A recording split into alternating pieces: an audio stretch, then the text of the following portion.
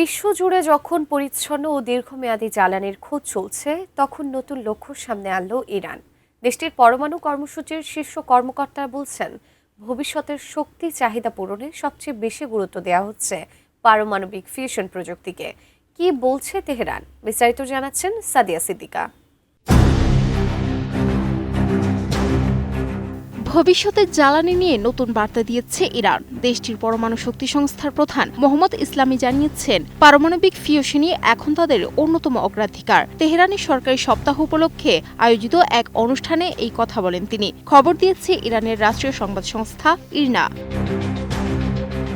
মোহাম্মদ ইসলামি বলেন, নিজেদের সক্ষমতার উপর ভর করেই বিজ্ঞান ও প্রযুক্তিতে এগিয়েছে ইরান। বিদেশি সহায়তার উপর নির্ভর না করেও বিভিন্ন ক্ষেত্রে সাফল্য এসেছে। একই সঙ্গে দেশের নানা খাতে পরমাণু প্রযুক্তির ব্যবহারও বাড়ানো হয়েছে বলে জানিয়েছেন তিনি।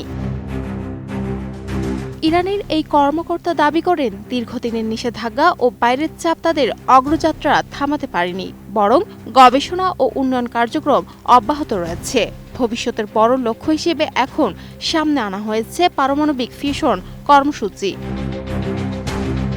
কোয়ালিটি সম্পন্ন আন্তর্জাতিক মানের still bar CSRM, committed for better still. Fusion প্রযুক্তিকে অনেক বিজ্ঞানী আগামী দিনের পরিচ্ছন্ন শক্তির সম্ভাবনা হিসেবে দেখেন। সূর্যের ভেতরে যেভাবে শক্তি তৈরি হয়, সেই প্রক্রিয়ার কাছাকাছি পদ্ধতি ব্যবহার করেই বিদ্যুৎ উৎপাদনের চেষ্টা চলে এই প্রযুক্তিতে। যদিও বাণিজ্যিক পর্যায়ে এর ব্যবহার এখনও বিশ্বজুড়ে সীমিত।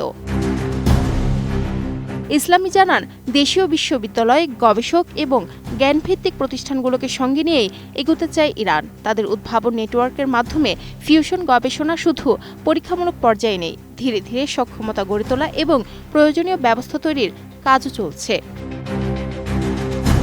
অনুষ্ঠানে আরও একটি গুরুত্বপূর্ণ উদ্যোগের উদ্বোধন করা হয়।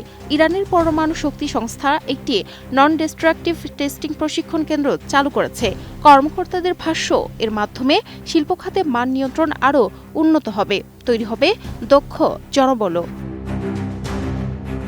জ্বালানি নিরাপত্তা, প্রযুক্তিগত সক্ষমতা এবং দীর্ঘমেয়াদী গবেষণার উপর জোর দিয়ে এগোচ্ছে তেহরান। আর সেই পথ চলায় পারমাণবিক ফিউশনকে ভবিষ্যতের প্রধান শক্তি হিসেবে দেখছে দেশটি, এমনটাই জানিয়েছে ইরানের রাষ্ট্রীয় সংবাদ সংস্থা ইরনা।